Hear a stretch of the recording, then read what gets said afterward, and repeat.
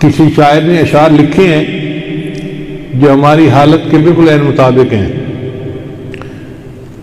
بہت مصروف رہتے تھے ہواؤں پر حکومت تھی. بہت مصروف رہتے تھے ہواؤں پر حکومت تھی.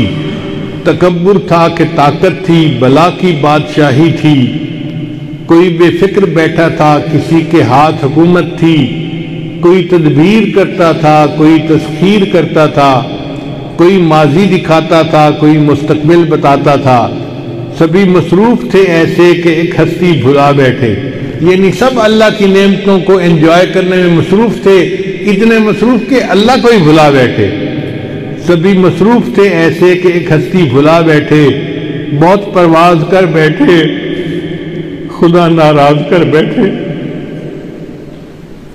بہت پرواز کر بیٹھے، خدا ناراض کر بیٹھے.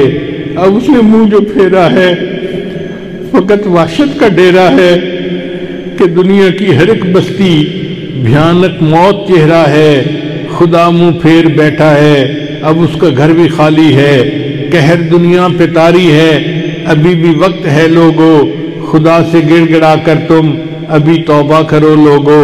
وہ جلدی مان جاتا ہے، وہ اب بھی تم کو چاہتا ہے.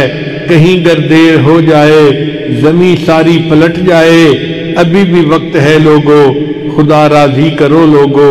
وہ جلدی مان جاتا ہے، وہ جلدی مان جاتا ہے.